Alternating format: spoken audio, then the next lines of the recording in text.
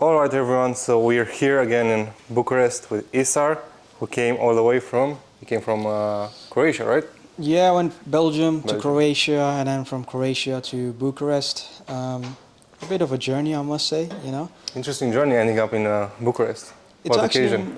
it's my actually third time now in Bucharest. I came twice before this. Yeah. That was more to enjoy myself like a holiday, but this time it's work-based. As you may know, Andrew is having an event this weekend, which I'm looking forward to, speaking with potential traders. And yeah, so that's why I'm in Bucharest. Yeah, quite a lot changed, I must say, in Did, right? Bucharest. Right, yeah, because last time I came, it was a bit more quieter, a bit more, you know, like people were, I would say now there is more wealth in a way, you know. Yeah, we've recorded a vlog, even here in the parking lot. Yeah, you guys will What you do you will have to see. say about that? I literally all I see is supercars now. Everybody is driving nice cars. By the looks of it, there is just cars in the parking lot, just abandoned, €500,000 just sitting there collecting dust. Crazy, and it just shows that people have a lot of money here in Bucharest. Yeah, there's a lot of old money in Bucharest now. Okay. That's how the country is run. I mean, obviously, lots have changed, yeah. Since COVID, a lot of businesses shut down. And yeah, the oldest guys, real estate especially, real estate went up a lot. So most of them are doing real estate. So it has gone up quite a lot. And they started buying a lot of supercars, yeah. And it has become quite a trend. And a trend in a way that most people try to fake it. So you see the expensive ones here, Right. but usually you see a lot of old supercars also. Like, Okay. I don't know, Hurricane 2015, 70,000 miles on it. Just flex it. But the prices are quite expensive here for cars Yeah, as well. yeah. We were just comparing some prices from. Yeah, it's insane. UK prices are way better, man. That's one plus point that we have, you know. But yeah, quite impressed by the amount of supercar and the money there is around here. It's literally like Dubai. You go to Dubai, guys, you see so many supercars. I know a lot of you guys have been, and you come to Bucharest, it's the same thing, you know. And quite impressed in a way, you know, to see all this money Yeah. floating around. A lot of guys who come here, foreigners, they also say it starts to look like Dubai, even the restaurants. So they have that kind of vibe. You see tonight also the more fancier ones. They look quite good. Would And the you service is nice also. would you recommend somebody from the outside to come From Romania? and come live here? Depends what you want to do. Yeah, if you want to come have fun, definitely. If you come here to grow, that's the only downside. You can't really grow here network based. As I said, most people with money are either old or they're young guys doing webcam, OnlyFans, who are also into parties, girls, drugs. So it's not a lot of room to grow, right? You can have a nice life, like nice apartments, nice food, Yeah. buy a car, but that's about it. It's a cheap country to live in, yeah. Where would you recommend for people to go live? Not sure. Let's see Dubai, and I give my honest opinion. I think it all depends on what phase you are in life. Yeah. So for you, you need a chill down place. Even for me now, I need a chill down place where I can grow. So at my stage, for example, I need to grow my network. Okay. Because yeah, I've grown my skill, trading, making money, but in order to do more, you need network. You need friends. You need good 100%. friends, trustworthy friends, and most important, friends that are there for you, not just try to leech off. Right? And 100%. here in Romania, the mentality is people try to leech off from you. They see you with a nice car or anything, they just try to undercut you. They're not trying to give value, you know, Okay. to gain a spot. Yeah. Right. I mean, yeah, definitely. Like you said, networking, it's so important because it's good to make money, learn the skills and everything. But having a good network, it just solidifies everything, you know, and good people around you. Maybe not too many people around you, maybe just a few, Just but a few, quality. yeah, it's more than enough. You know, and that's definitely one thing that is very valuable in life to have, and that's what I learned as well, to have some good people around you. It helps you, especially motivated, you know, Yeah, people yeah. who are on the same journey as well, you know, Yeah. because we can relate quite a lot as well. We sat down, we spoke in the last couple of days, you know, and there's a lot of similarities I've noticed. And Yeah, we are quite similar. So yeah, I've noticed that also. Work-wise, trading-wise, we are quite similar, right? Yeah, very, very, like even we, as traders, we have seen how much similarities we have, you know, and how we Analysis actually and everything. go about taking trades and everything. Just even the mindset for you to be, you know, alone, peaceful, Yeah, getting that flow, you know, before it's you go very, very trading. And if important. there's so much going on, it's kind of distracting, you know. So it's like, yeah, like you said, there's a lot of similarities. The style of trading is actually quite Yeah, it is. similar as well. Surprisingly. Surprisingly, you know, I didn't expect that either, but I guess, But obviously, you said in your trading journey that you quite just went on the charts and figured it out by yeah, yourself. So that was the same thing for me. So I think that's why we're trading yeah. similar because we've noticed the patterns, right? So how long would you say for you was the learning phase in How trading? long? Yes. Maybe 3 years. Okay. But for 3 years, my journey was quite long because when I started, again, I went through the basic courses, tried to learn stuff, but it wasn't really clicking. And then I just decided to put my head down, Okay. watch the charts, and it was a crazy, crazy time because for 2 years almost, I was watching the charts every single moment. So you see the time zone here in Romania, we have London in the Right. morning, London Yeah. session. So I was basically waking up at, let's say, 12, 11 p.m. Watching the only times I was sleeping was after London Open.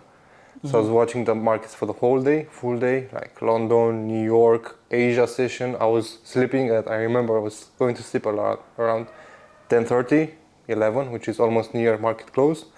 Waking up at 2, 3 a.m. when the Asia session was kicking in, the volume was kicking in, just watching the markets, Okay. watching to see what happens live. And then, yeah, going the whole night, London Open, seeing how London plays, see if there's any trades, and then catching like a quick nap just before New York. That was my schedule for almost 2 years. Do you think that's sustainable in the long run? No, No. that's definitely not sustainable. I was burnt out, yeah. But is it needed for a new trader to actually go through this cycle of over trading and just trying to figure it out for Yeah, themselves? I think that's You know? the best way to go about it. Because it depends, because people are different, right? Yeah. The way they think, and that relates a lot to trading. I think trading is very close connected to your personality.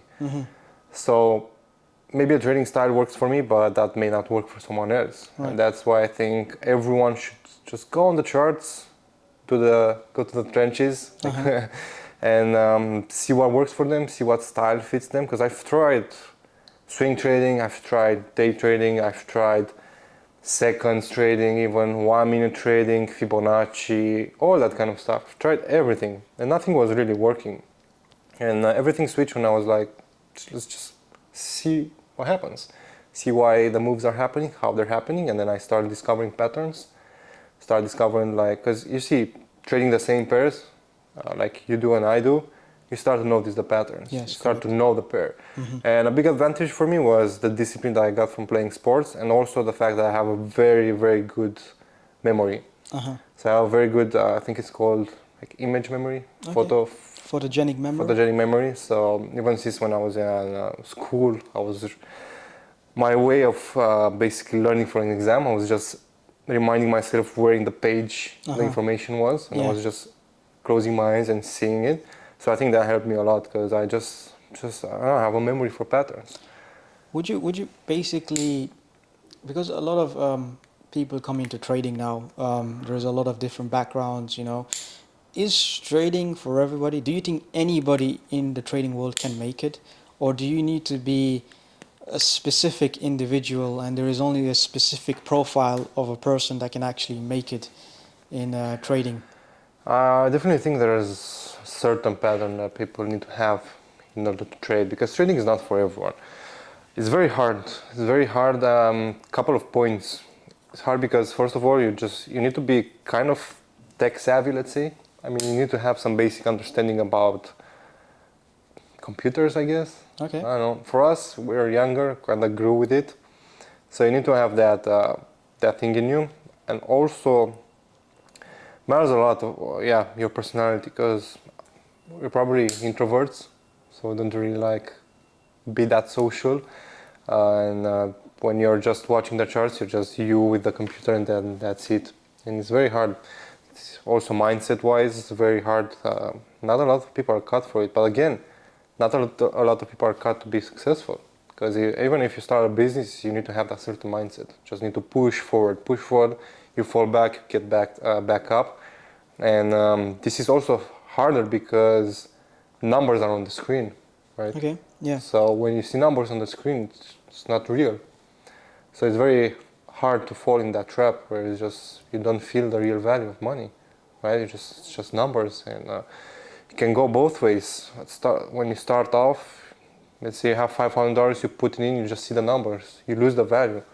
So people go over trade, and then the reality hits them after, right? Here is a bit of off-topic one. If you wasn't trading, what would you be doing now? I have no idea, bro. No? I mean, something online. Of course, I've tried, as I said, e-commerce. So I probably would have just continued e-commerce, study it more, find ways to run it, maybe drop shipping, stuff like that. I think that was, I've always been a computer guy ever since I was young. Even crypto, I discovered crypto very early. I actually had a mining rig back in, I think it was 2000, maybe 15 or 16. So right before the big pump, I was mining. I can remember I bought like 3 graphic cards. I had a small rig, was mining ETH with it.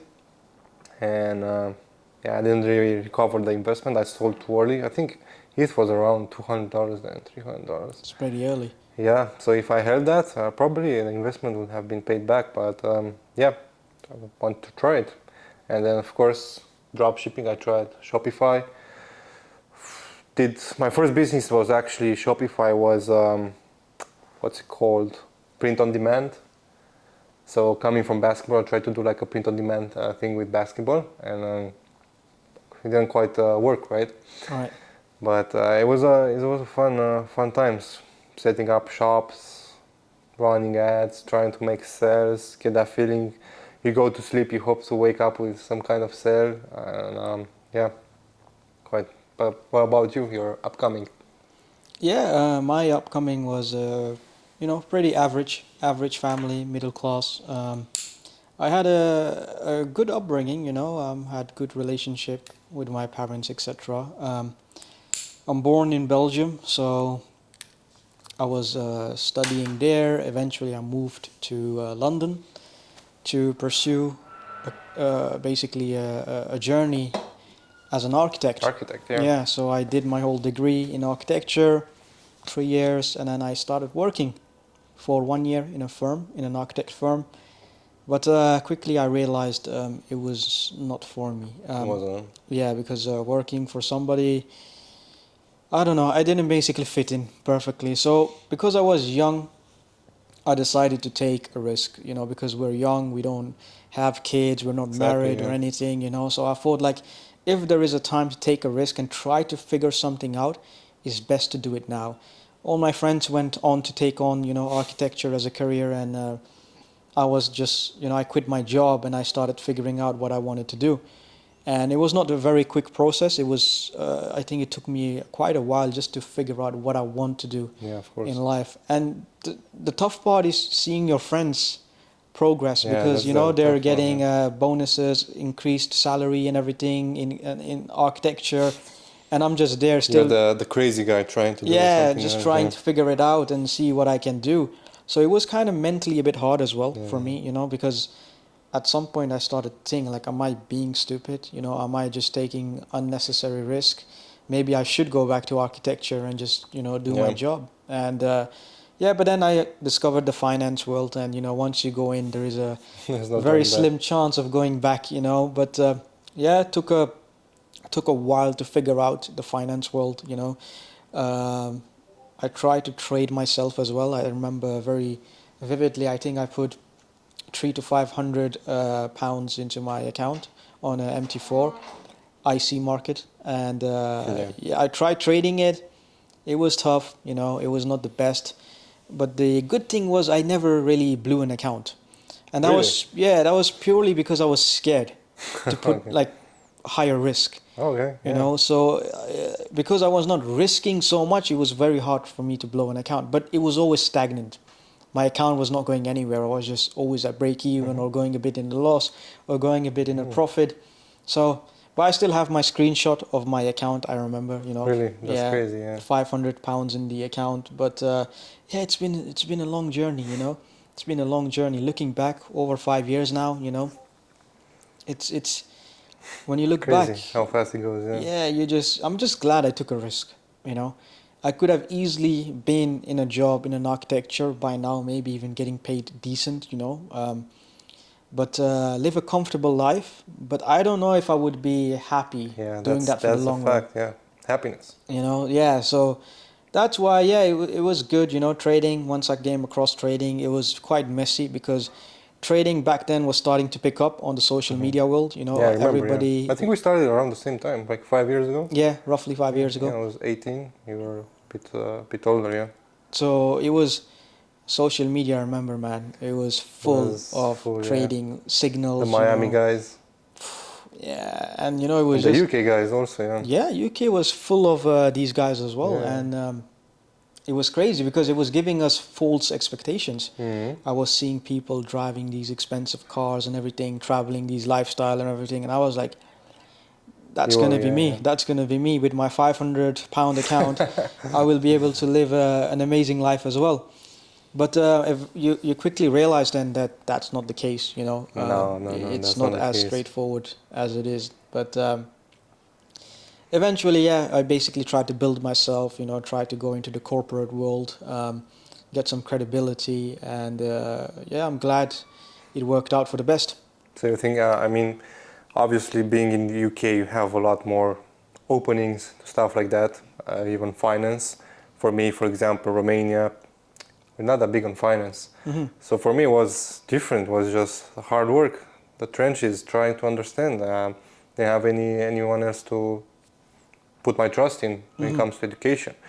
But yeah, I remember those times. I think that's how everyone discovers trading, right? Just Yeah, Instagram, they scroll Instagram and then they see the Lambo pictures and like the Metal Trader 4 with the profits and everything.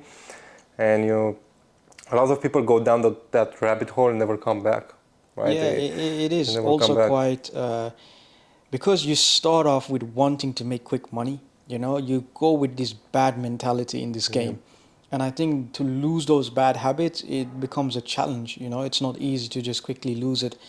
And I remember I was struggling as well. I was trying to just focusing on trying to make money so much that I was ignoring all the necessary foundations to become consistent. And it takes such a long time before you give up. You're like, I'm just gonna give up now trading. I'm sure you had those Yeah, but moments that's as just well. before you actually hit that point, right? Exactly. And just before that, you just have to keep going. And then once you find it, your rhythm, and you start understanding that there is much more that you need to look into: discipline, risk management, Yeah. planning, pre-analysis, post-analysis, and everything. So then you start clicking, and then it starts working. You know. Yeah, I think a lot of people don't really think that far when it comes to trading. They just try to look for the golden nugget, the golden strategy, right? They try to find I don't know, the crazy secret formula to take trades, like the golden level. I remember when I started was this guy doing Fibonacci, Uh huh. Fibs don't lie or something like that, and he was like the golden pocket or something. And wow, we hit the golden pocket. We're like, price comes into that golden pocket, you just buy or sell, place a stop loss, and you make money. But that's not really the thing, right? There's so much when it comes to it, and that's mostly, I think, the harder part is just managing the trade. Right? The easier part is getting into the trade. The harder part is what comes after. Yeah. How to manage the trade, how to maybe close early, or I don't know, how to hold the trade. We saw the trade today, like the huge swing, Major. Yeah. 115 pips. Most of guys, well, of course, it was a challenge, phase two, but most of them were just close. Yeah. They break even, they close, right? But yeah, obviously, I would have done that if I saw price rejecting or giving confirmation to go the other side. But as long as the bias still stands, you have the objective, you just keep holding the trade, and I think that's a tough part, especially when it's real money, right? How do you deal with that? I don't know, holding trades. You see your price going into your direction, you're floating so much money, and then I don't know. It's quite tough, but I actually adapted very early on. I started to use this trick that I was using when my capital started rising. Obviously, mentality becomes an issue because you're dealing with so much money. It becomes very easy to, be afraid or, fear of missing out, or you want to close the trades quicker, etc. So then what I used to do was I used to actually connect my account with smaller accounts, right? So there was this company who was developing this. This was actually quite early on as well. They were developing copy traders. Now there is so many, I think. But yeah, what I used to do was I used to connect my major portfolio to my smaller accounts because I was so used to trading smaller accounts, right? And I was more confident holding trades or letting the trades play out, even if I see the numbers because they're not that big. It was just replicating on my major accounts. That basically helped me quite a lot as well in my trading when I was trading major capital as well and these bigger numbers, because it's so easy to open your account and see these huge numbers in You just profit. want to close, right? Exactly, you want to close it, and it could just be maybe just you're in 0.6% profit. You're trying to aim for that 1% target or 2% target, but because the numbers are so big, you can easily go ahead and be And that attempted. just ruins the long term Yeah, 100%. portfolio, And right? that's one thing then I had to kind of like work towards. I had to basically make sure that I am controlling my emotions, controlling my fears, and I having everything in control. But what about yourself? How did you? With that, honestly, I told you about the first big payout I got, like 45,000. I didn't really feel anything back then. I was just focused on improving and becoming better. Uh-huh. I think money after a certain point is just a numbers game. Mm-hmm.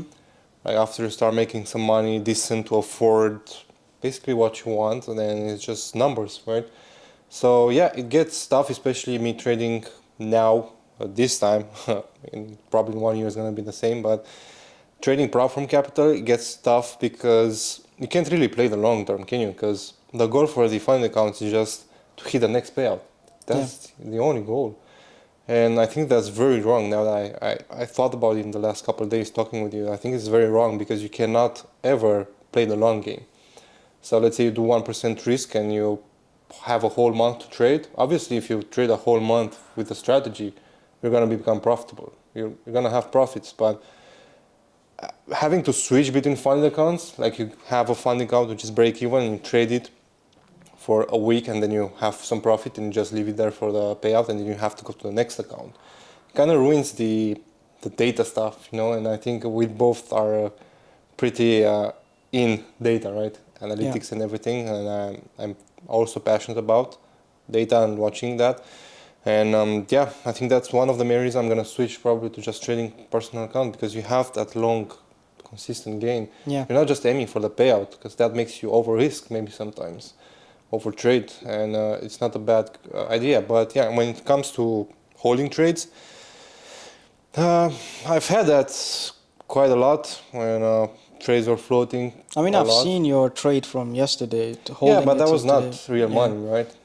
Still, it just mentality shows you that Yeah, I you're didn't able. really watch trade. Even now, you saw we're taking Starbucks and trade was 2 pips away. No, it was like 5 pips away Yeah. from hitting. It reversed, and then we came back home. It went to 0.2 pips from take Yeah. profit. It reversed again, and I just kept holding it. And That's eventually, it. it went and That's it.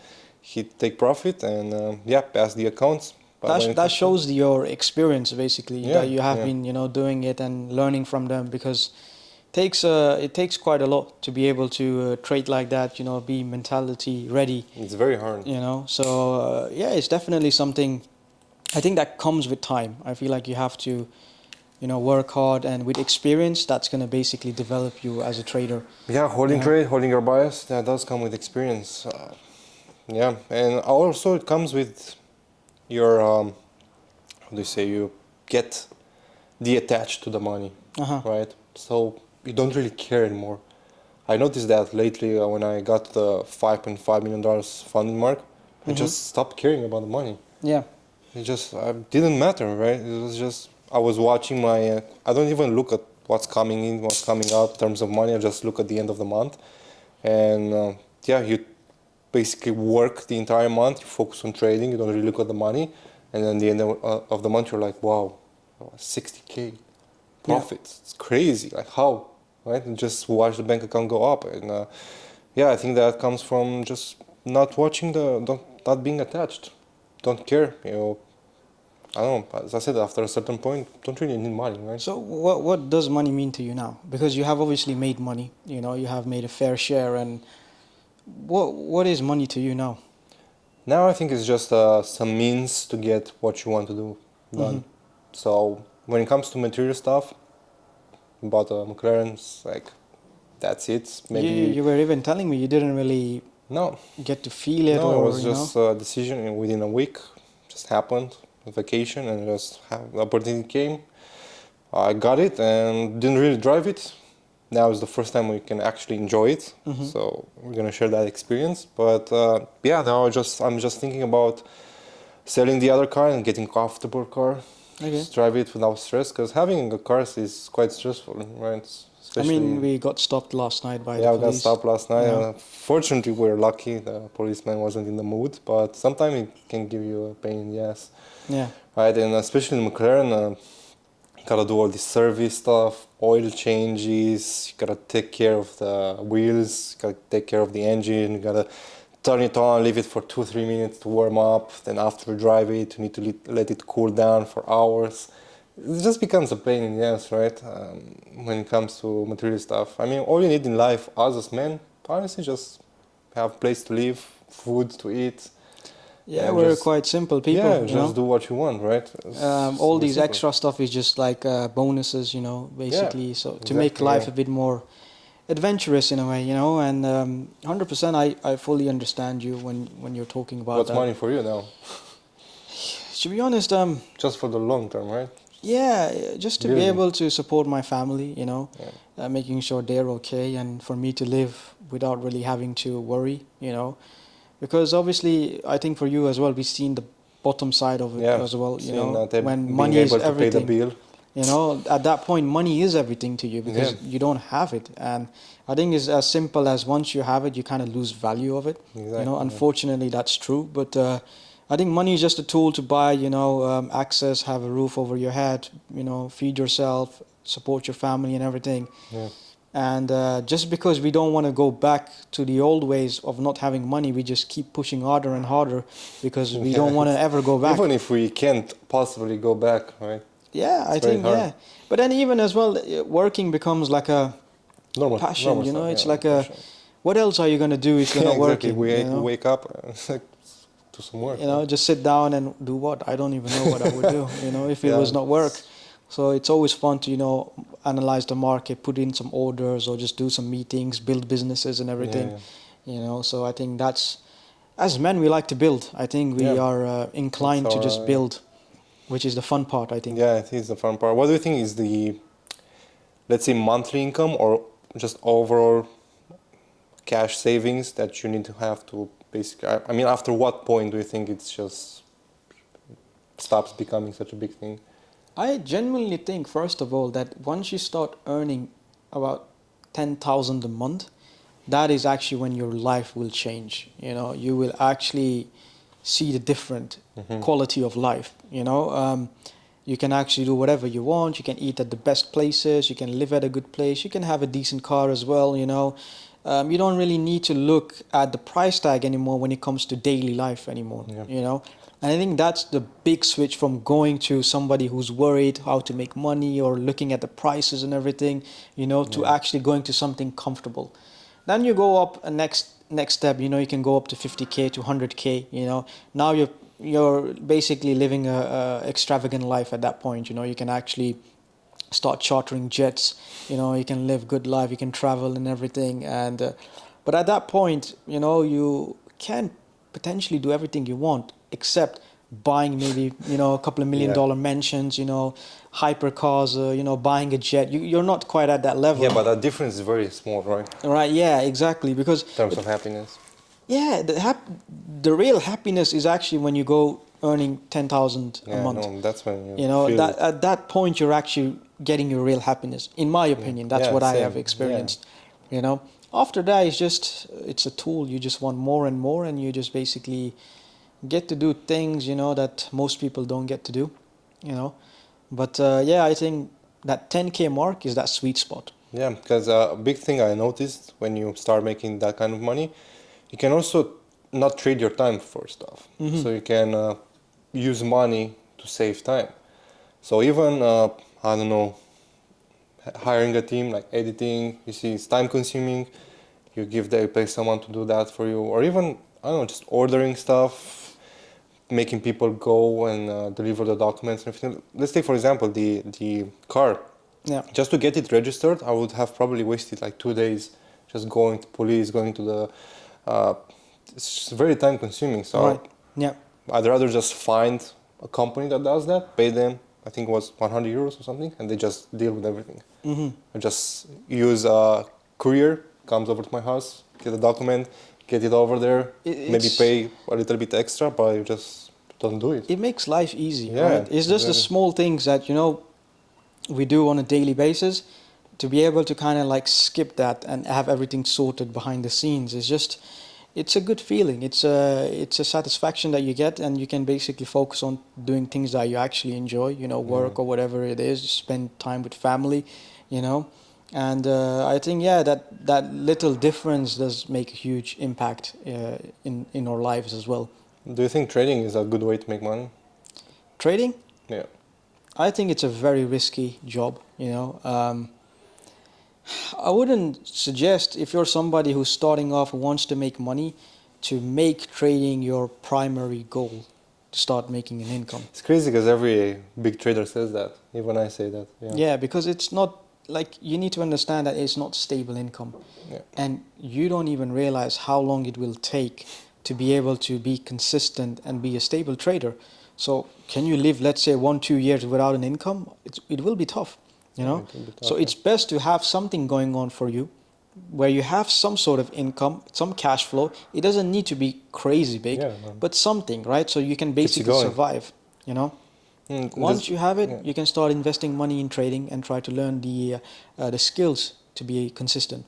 There's a big thing about psychology, because I've studied a lot of psychology when I started going into business. Basically, when I was 17, 18, I just got a lot of books which were only psychology because I wanted to understand how the mind works. And one thing I really found is that in order to make money and to make other businesses work, your mind needs to get out of the survival state. So when we have a job, I mean, I didn't really work a job, but for people, when they work a job, their mind is just, a big part of the brain is set on survival, right?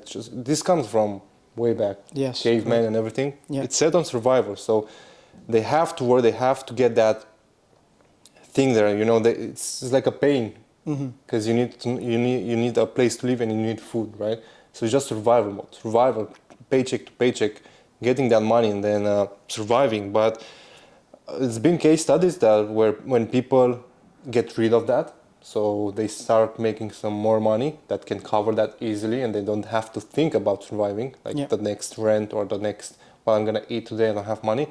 A big part of the brain just gets empty, you know, and that's when you can start focusing on acquiring new skills and building new stuff, because you have a big part of your brain free to do whatever you want. And that's why the rich gets richer, right? Yeah. Because they're not focused on surviving. They have that free part of their brain just focused on creativity, building stuff and everything, Yeah. instead of surviving.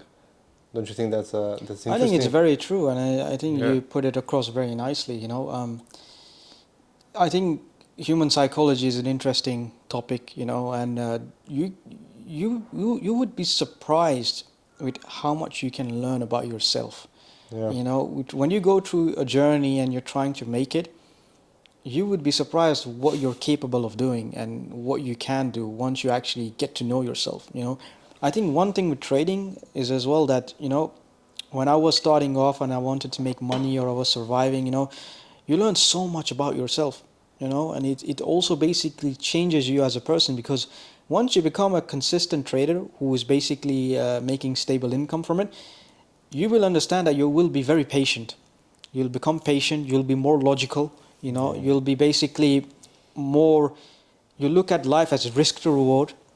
seeing Yeah, which, you know, exactly, yeah. like what's worth it, what's not worth it, Yeah. you know, and there is so much you take from trading and you apply it in real life as well. And I think once you actually become a consistent trader, you take on so many key, Yeah, I know. you Yeah, know, yeah, yeah. factors in your as a character that basically helps you in life as well. Yeah, I say that to my students all the time. It's like trading is not just to make money. Yeah, It really builds your character and makes you realize a lot of stuff about the world, yeah, especially because it's finance. So you watch what's going on every single day. You realize a lot of how the system works, basically. uh-huh. And it's very important. It builds you up a lot. And trading, I think, is a skill that can be used in so many ways. Because Hmm. what's trading? It's supply and demand, right? Correct. Yeah. So once you learn that, you can start looking at other stuff, investments. I think it probably help you a lot, Yeah. right? With that, you start to see, like you said, risk reward, what's worth it, Uh-huh. what's not worth it. It's very important. But yeah, trading is quite a good skill. But yeah, as you said, you need some income. You need something on the side to survive those years of trading. But again, a lot of people don't really think of it long term, right? They Yeah. think they come buy a course, study it for a month, and then they start making profits. And I've seen that a lot as a mentor, let's say, or a teacher, where people come in with these expectations and they get a course, even if it's a very comprehensive course.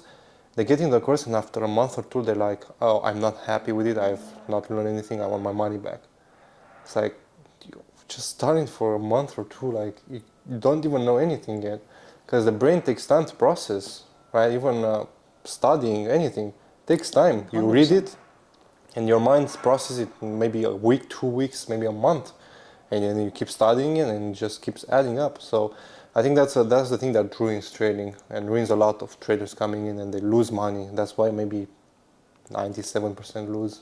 And it's crazy to Yeah. think, right, that in a way, a good thing the government has done has convinced people to be patient when it comes to studying in university, right? You wait Crazy. 3 years, 5 years, I don't know, for a doctor you have to even study 6, 7 years or 7 years. whatever, you know? So they have convinced people to do that. But when people go ahead and try to take their own business route, right? Could be anything. It could be, I don't know, social media marketing or whatever, or trading.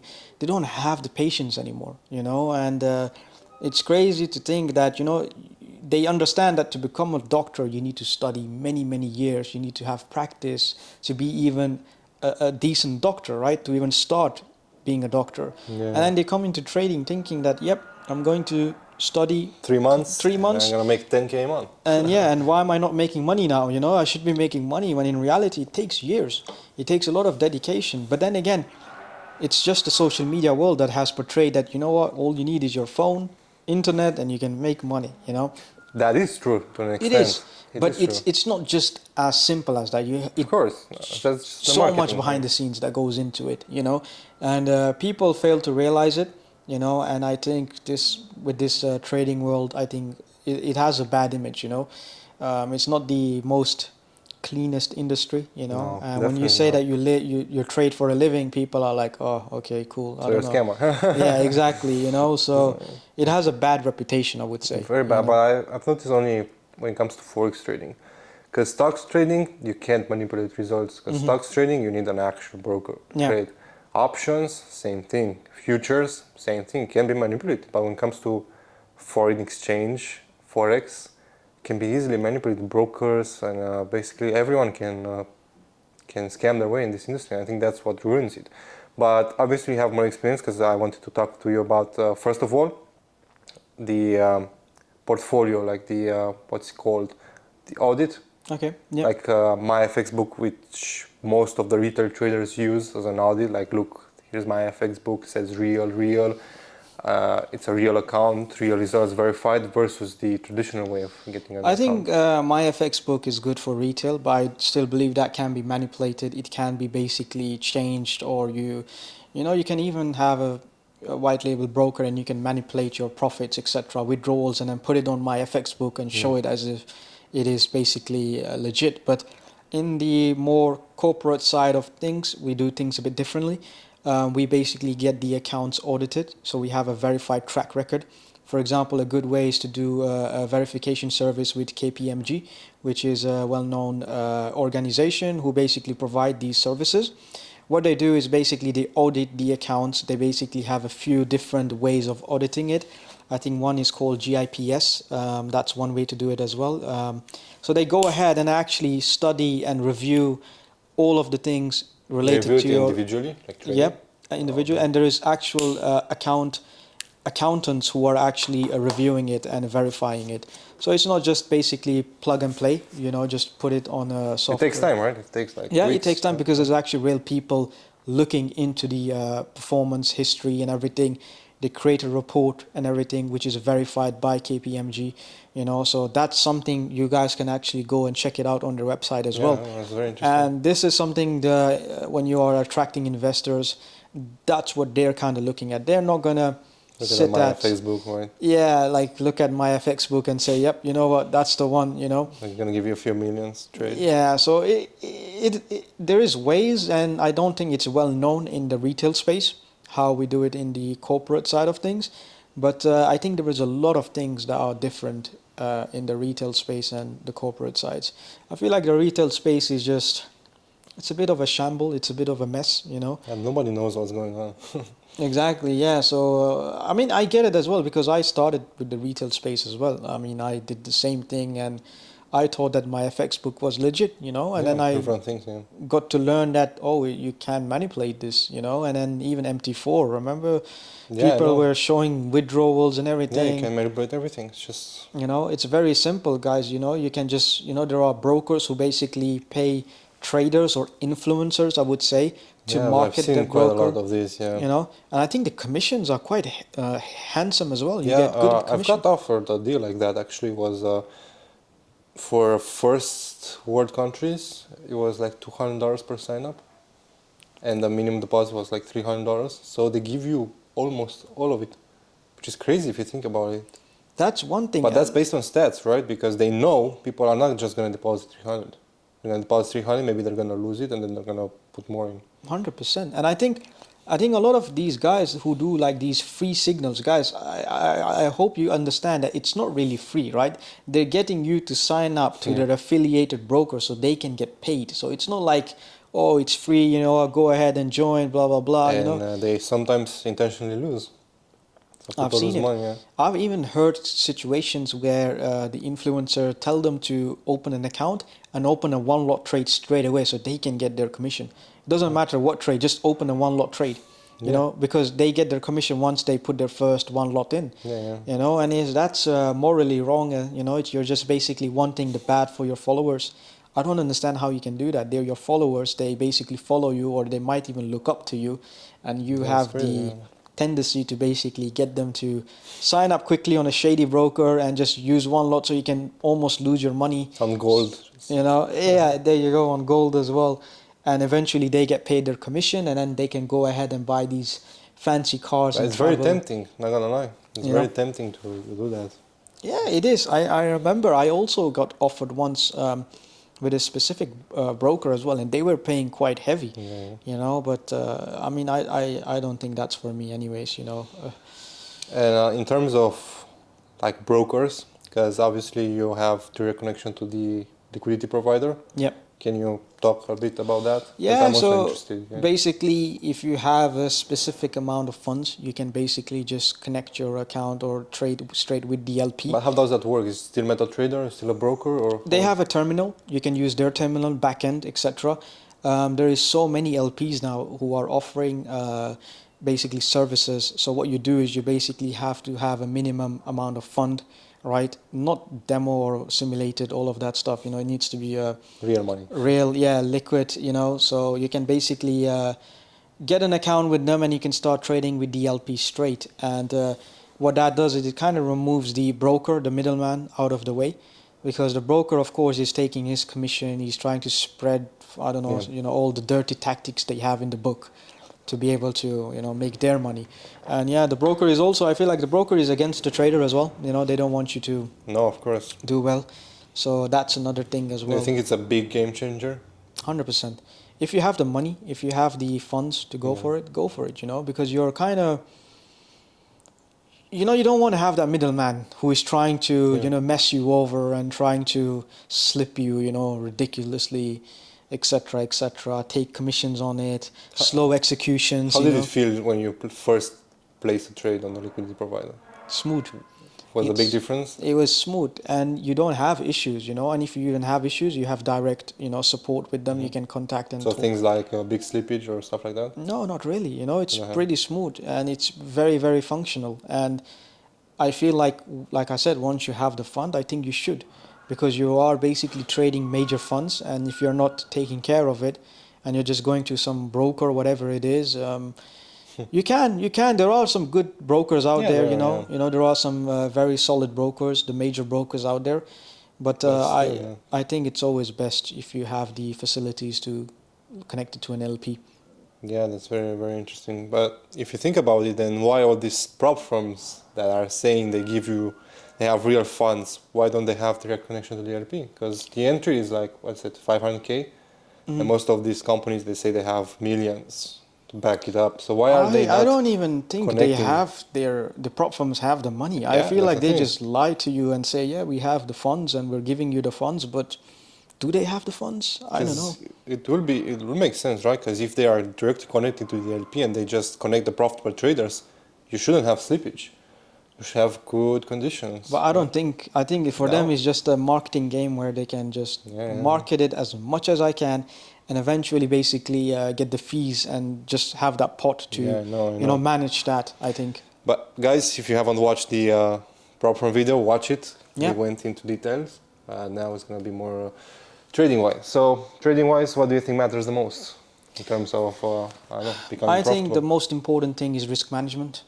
You know, you need to have a strategy, of course, and have an edge. But I think without risk management, you will not be profitable. I cannot emphasize on this more because it's so important. Everybody talks about strategy, this strategy, SMC, ICT, so many different strategies, etc. But the most important part is risk management. Know how to manage your risk. What about yourself? What do you think is the Same, risk management and controlling your emotions, having specific set rules. So if you enter a trade, don't just close it immediately or, I don't know, close a little bit into profit, close it, goes into a little bit of drought and close it.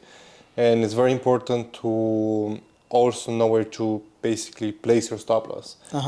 So for me, I place my stop loss where the idea gets invalidated. right? But sometimes what I do to manage it is I place a stop loss somewhere, but I also give myself another buffer. So let's say I analyze the trade idea and I think if price comes down, maybe going down a little bit more before going up in my direction. Right. So when that happens, I usually lower my risk and I either add more risk on the way down or just extend the stop loss, let it run a little bit more. And and also managing the trade, like watching price action, watching how it develops, closing if you see goes against you, taking these decisions that can be quite life-changing, let's say, right? Can make the difference between profitable and not profitable. But yeah, sticking to the same.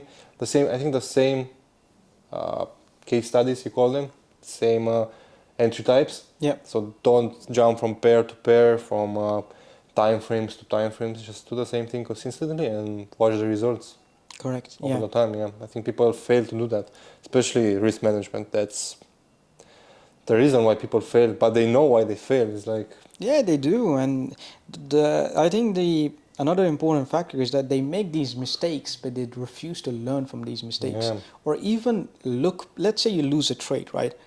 Why don't you go back and look what you did wrong and Exactly. try to analyze, right? Do a post analysis on it and see and observe what you did was the mistake that caught you out, right? And I'm not just saying just to look at it and just have it in your mind. Write that down. You know, have a journal and basically have a journal full of your mistakes so you can actually see and review what you're doing wrong. Yeah. You know, because once you don't really look at what you're doing wrong, you're just going to keep making the same mistakes. There's actually a good saying in trading, you know, you're going to make all the mistakes in the book until there is none to make. So be Yeah. prepared. But if you're not going to learn from them, you're just going to be running around in circles and you're going to wonder, why am I not being profitable? I think people are gonna change and acknowledge things when it becomes too hard. I mean, Yeah. when you get hurt so much, and then you finally decide, well, I want to get through this again. I'm just going to change, especially when it comes to losing or blowing accounts. Yeah. For me, that was the thing. I think is I got sick of it. I'm literally sick of losing. Yeah. Losing the accounts. So And I let's think change it. it will happen. It will happen, and you will have to learn from it. You know, and it's just like I said. You just have to be able to kind of reflect back. You know, reflection is so important. Look at every single trader who is successful. Not us. Go anywhere. You know, all these big traders who are doing very well. Study them. Study what they're doing, how they do things, and you will learn so much. Right? If the blueprint is already there and somebody is doing it, why don't you go and study them? Because people want to study the strategy. They don't want to study the person. About this also, me personally, when I started, when I was 17, 18, I wanted to do business. I've searched for the guys that I want to take things from. But not what they're doing, but how they're thinking about things, their mentality. I tried to observe that. Right? I wasn't looking at how they're doing the business, how they're making money. I was thinking more about how do they plan their day-to-day. Yeah. What's their schedule like, to try to replicate that, and then seeing the results basically come in. And I think that was a big one also for me. Yeah. People don't really look at that. They just want the trading strategy. It's true, and I think, like you said it very well. And you know, you need to study their schedule, how they behave, how they move, what they think. You know, because trading is it's more than just strategy. Yeah. You know, you need to look at yourself, your character as well. You know, look, imagine if you're not a patient person. What do you I'm think? not a patient person. Yeah. What do you think you will do in trading? You know, you're For me, gonna try to rush your entries, and what's that's gonna do? That's gonna get you losses. Or if you're basically a person who's too patient, right? Yeah, still. What are you going to do? Maybe you're going to lose out the trades, you're going to miss out, right? So there are basically characters within yourself that you need to acknowledge and basically see, and then implement that and work around it with your trading. Exactly. You know? need to learn how to combat them. 100%. So for me, because I'm not a very patient person, I was rushing into trades, small time frames and everything. I tried to think of a way to stop that. So for me, it was just going on the higher time frames and not focusing really on the small time frames. Just let's watch the higher time frames and watch certain time frames and certain times to trade in. So if I'm executing a trade, I mean, obviously we took EURUSD earlier, but I usually just wait for New York or London Open, and then that's it. I don't trade in between because I know I'm gonna rush trades. And it's 100%. Stick to your plan, you know, stick to it. Know that losses will happen. It's part of the game. You know, as long as we manage our risk perfectly, we should be fine. We should be in the game for the long run, you know. Exactly, yeah. Because I have losing days and I have even losing weeks, you know. Thankfully, it's been a while since I haven't had a losing month. But it's part of the game. And But once you prepare for it if it comes. Exactly. You know, you have to be prepared for the worst.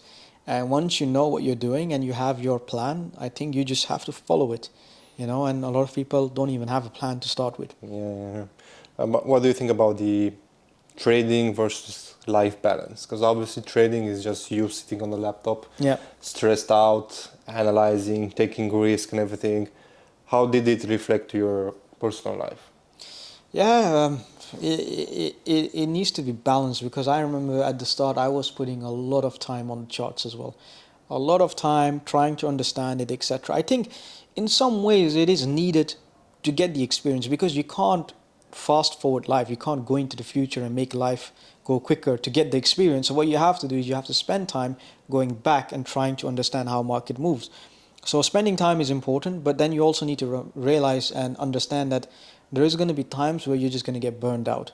And that's the time where you have to take a step back, you know. And I see a lot of people also trading when they have a lot of things going on in life. Let's say negativity, or maybe there is a fight going on, whatever it is, or drama. You know, you cannot trade with a bad mentality. Yeah, I know. You know, once you're in a bad space, I feel like that's going to impact your trading as well. Yeah, I'm quite struggling with that, because obviously there's bad moments, a lot of stress. And yeah, it does take a hit on your trading, but I think for me, I kind of got used to it. So it doesn't affect me. I mean, it's just work that you have to do every single day. So I don't see trading that sometimes something that you do when you want, something that you do daily. Right. So you kind of remove the stress, and when you're trading, you're just trading. But I think that comes with some experience and some Definitely. time. Yeah, definitely. Time for that. I fully agree with you. So yeah, I think as a trader, there is so many things that we have to consider. You need to look at your life, and I feel like your life is a straight reflection on your trading. I feel like whatever is going on is going to impact your trading. So trade with a clear mind, and if you're over trading, take a break. Maybe, do something else. It's a very tough job. It's a very stressful job, and I don't think it ever gets easy. Yeah. It always will be stressful, and it's always going to be, this hectic work, and You you risk just, money. yeah, you just have to just manage it, and you need to, because you age quicker as well. I'm not gonna lie. You get White gray hair, starts exactly. coming Yeah, in, so you have to manage it, and you just have to make sure that you have a healthy balance between your work life and your real life Yeah, as but well. that comes after years of stress, right? 100%. Yeah. 100%. So as a closing note, if you were chatting with yourself when you first started, would you say to you in terms of what path you should follow? So I would, imagine you're talking with Isar, like day one, discover yeah, trading. I would tell myself, the old me, that first of all, keep going. It's gonna be tough. It's gonna be hard, and but just stick to it, stick it out, believe it. And of course, at the same time, just journal everything you do. You know, have data. Have data about yourself. Understand yourself. Your odds to succeed is better if you have the data about yourself, Yeah. because you can overlook what is your bad points, what is your good points, where you're weak, where you're strong, and use those information to kind of push the odds on your side to succeed. And when it comes to trading, I would say, study it. It doesn't matter what course you do, what course you're going to take. Experience is the one that's going to get you either a consistent trader, or it's going to take you time to get there where you want to be. And the last thing I would say is manage on risk. Like manage your risk, focus on your risk. And once you have that, that's going to basically push you forward.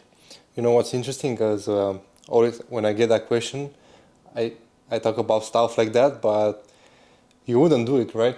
No, You wouldn't do it. I mean, I didn't do it when I was Exactly. in So that even if someone process. tells you, you still wouldn't do it. I think everybody, they need to grow through their own Exactly. Yeah. difficulties, and they need to make the loss themselves. Yeah. You could literally tell them anything you want, right? You Yeah, could that's how people work. give them Right? the blueprint, right? And they will still make those mistakes that needs to be made. Like I said, early on, you will make all the mistakes in the book until there is none to make. Mhm. You see, that's what really helped me because reading all of that psychology when I was young, 18, I realized like let's just go through it, right? Let's just get all the mistakes possible. Let's just go through it, and then finally, when you go through every single mistake and you learn from it, it's gonna end. Hmm. There's not gonna be any more mistakes that you can make, right? And also the focus. It's very important. I wanted to talk about this. It's people tend to focus on the output more than the input, right? Yeah. So guys, if you just started trading or you've been trading, maybe try to focus more on the input. So try to focus on what you're doing every single day, not focus on the results. So even for me, when I started to go through those 2 or 3 years of trading, analyzing, I was just focusing on two things, which is consistency and discipline. So my focus wasn't to make money, just go through the day, survive, but focus on discipline and consistency. So become consistent with the trading style, with the risk management, with the trading plan, and discipline and doing it every single day. And ever since I started, every single day I was watching the charts, every time, every same hour, every day. So that really compounds, right? And then Yep. the output starts to come out. Just to end it off, does money buy happiness, you think?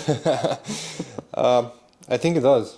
Mm-hmm. It does buy happiness, but once you go through the trenches, go through life, go through the hard stuff, and you come out of the tunnel, you see the light, money starts coming in, you kind of lose that, right? Kind of lose the happiness.